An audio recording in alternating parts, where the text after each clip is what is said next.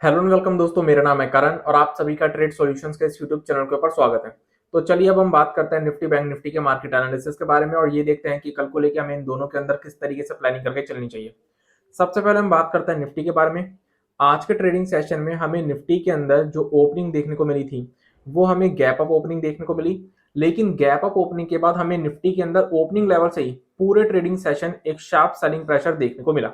बीच बीच में हमें निफ्टी के अंदर हल्की फुल्की रिकवरी जरूर देखने को मिली है, लेकिन कोई भी रिकवरी सस्टेनेबल नहीं थी। और ओवरऑल हमें पूरे ट्रेडिंग सेशन निफ्टी के अंदर एक शार्प सेलिंग प्रेशर आज के दिन देखने को मिला।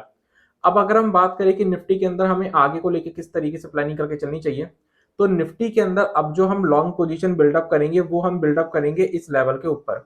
और ये लेवल हमारे सामने निकल कर आता है 17,000 से 17,025 का लेवल। इस लेवल के ऊपर अगर निफ्टी कोई पॉजिटिव कैंडल या पॉजिटिव प्राइजेशन शो करती है तो हम इसके अंदर लॉन्ग पोजीशन बिल्डअप कर सकते हैं। उसके पीछे का रीजन क्या है? 17,000 से 17,025 का जो लेवल था वो निफ्टी के लिए एक इंपॉर्टेंट सपोर्ट की तरह काम कर रहा था, क्योंकि 17,000 का जो लेवल था वो था राउंड लेवल। और निफ्टी ने आज के ट्रेडिंग सेशन में 17,000 के लेवल को ना सिर्फ ब्रेक किया बल्कि इसके नीचे क्लोजिंग भी दी है।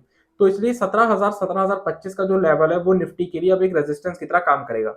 तो अगर निफ्टी 17,000 से 17,025 के लेवल को ब्रेक करता है और उसके ऊपर कोई पॉजिटिव कैंडल या पॉजिटिव प्राइजेशन शो करता है तो हम निफ्टी के अंदर लॉन्ग पोजीशन बिल्डअप कर सकते हैं। रही बात टारगेट्स की, तो लॉन्ग पोजीशन के केस में टारगेट जो हमारे सामने निकल कर आएंगे, ये जितने भी हमें स्विंग हाइस के लेवल्स देखने को मिल रहे हैं निफ्टी के चार्ट के ऊपर, ये सभी स्विंग हाइस के लेवल निफ्टी के लिए टारगेट की तरह काम करेंगे। और टारगेट के साथ साथ ये सभी स्विंग हाइस के लेवल्स निफ्टी के लिए रेजिस्टेंस की तरह भी काम करेंगे। रही बात शॉर्ट पोजीशन की, तो शॉर्ट पोजीशन जो हम निफ्टी के अंदर बिल्डअप करेंगे वो इस लास्ट 15 मिनट की कैंडल के लो के नीचे बिल्डअप करेंगे। अगर निफ्टी अपनी इस लास्ट 15 मिनट की कैंडल के लो को ब्रेक करती है और उसके नीचे कोई नेगेटिव कैंडल या नेगेटिव प्राइजेशन शो करती है तो फिर हमें निफ्टी के अंदर सेलिंग कंटिन्यू देखने को मिल सकती है। और शॉर्ट साइड में फिर हमारे सामने जो निफ्टी के अंदर टारगेट्स निकल कर आएंगे वो निकल कर आएंगे सबसे पहले 16,850 के लेवल्स, और जो फाइनल टारगेट्स होंगे वो होंगे 16,750 के लेवल्स।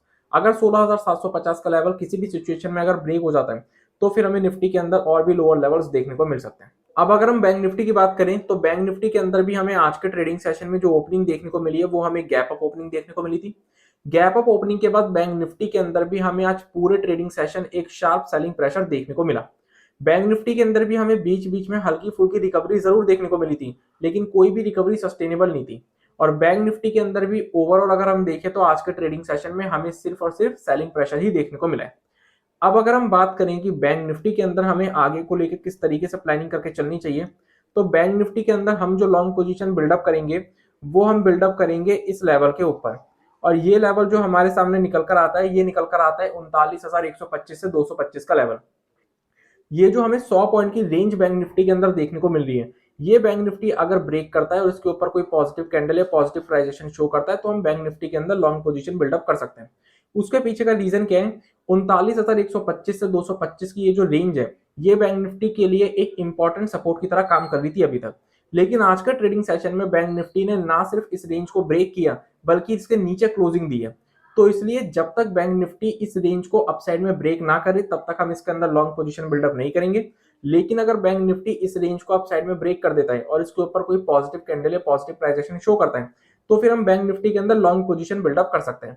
लॉन्ग पोजीशन के केस में बैंक निफ्टी के चार्ट के ऊपर भी ये जितने भी हमें स्विंग हाइस के लेवल्स देखने को मिल रहे हैं ये सभी स्विंग हाइस के लेवल्स बैंक निफ्टी के अंदर टारगेट की तरह काम करेंगे। और टारगेट के साथ साथ ये सभी स्विंग हाइस के लेवल्स बैंक निफ्टी के अंदर रेजिस्टेंस की तरह भी काम करेंगे।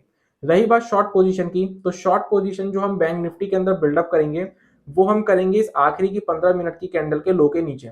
अगर बैंक निफ्टी अपनी इस लास्ट 15 मिनट की कैंडल के लो को ब्रेक करता है और उसके नीचे कोई नेगेटिव कैंडल या नेगेटिव प्राइजेशन शो करता है तो हम बैंक निफ्टी के अंदर शॉर्ट पोजीशन बिल्डअप कर सकते हैं, क्योंकि फिर हमें बैंक निफ्टी के अंदर सेलिंग कंटिन्यू देखने को मिल सकती है।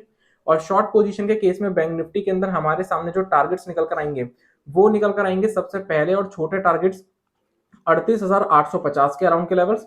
और अगर 38,850 का लेवल ब्रेक हो जाता है तो फिर हमें बैंक निफ्टी के अंदर सीधा 38,450 के लेवल्स देखने को मिल सकते हैं। और अगर हमें मार्केट्स के अंदर किसी भी तरीके की गैप अप या गैप डाउन की सिचुएशन देखने को मिलती है तो हमें प्राइस एक्शन का वेट करना पड़ेगा। तो इसी के साथ आज की इस वीडियो को मैं कंप्लीट करता हूं। Thanks for watching this video.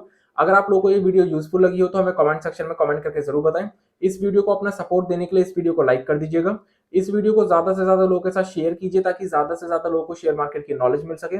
और सबसे इंपॉर्टेंट, हमारे चैनल को सब्सक्राइब कर लीजिएगा और बेल आइकन को प्रेस कर दीजिएगा ताकि आने वाले टाइम में जितनी भी वीडियोस हमारे चैनल के ऊपर अपलोड हो उन सभी की नोटिफिकेशंस आपको सबसे पहले मिल सके।